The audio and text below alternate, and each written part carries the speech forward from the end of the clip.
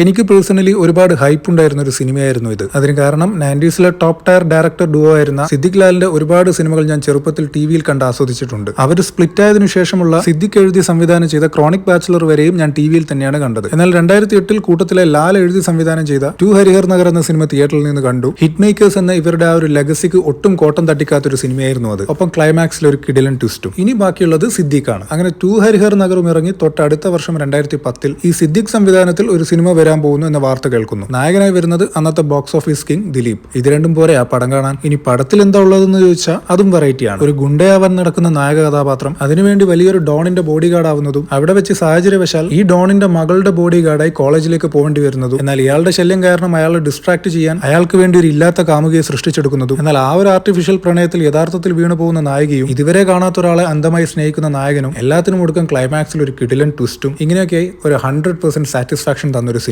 അങ്ങനെ നമ്മൾ ഒരുപാട് ആരാധിച്ചിരുന്ന സിദ്ദിഖ് ലാലിന്റെ കൂട്ടത്തിലെ ലാലിന്റെ പടവും തിയേറ്ററിൽ കണ്ടു, സിദ്ദിഖിന്റെ പടവും തിയേറ്ററിൽ കണ്ടു. ആൻഡ് കണ്ടത് രണ്ടും ഹൈലി എന്റർടൈനിങ് മൂവീസ്. ഇനി മറ്റൊരു സത്യാവസ്ഥ പറയാം. ഈ വീഡിയോ ചെയ്യുന്നതിന് മുൻപ് ഈ സിനിമയുടെ ഒരു അരമണിക്കൂറോളം ഞാൻ ഒന്നുകൂടി ഇരുന്നു കണ്ടു നോക്കി. പഴയ അത്ര എനിക്കതങ്ങോട്ട് വർക്കൗട്ട് ആവുന്നില്ല. ബട്ട് ആസ് യൂഷ്വൽ നമ്മൾ പഴയ സിനിമകളെ പറ്റി പറയുമ്പോൾ മോസ്റ്റ്ലി അതിനെ ഇന്നെങ്ങനെ നോക്കി കാണുന്നു എന്നല്ല, ആദ്യമായി ആ സിനിമ കാണുമ്പോൾ നമ്മുടെ എക്സ്പീരിയൻസ് എന്തായിരുന്നു എന്നാണല്ലോ നമ്മളിവിടെ പറയാറ്. സോ അങ്ങനെ നോക്കുമ്പോൾ ഈ ഒരു പടത്തിന്റെ തിയേറ്റർ എക്സ്പീരിയൻസും അതിഗംഭീരമായിരുന്നു.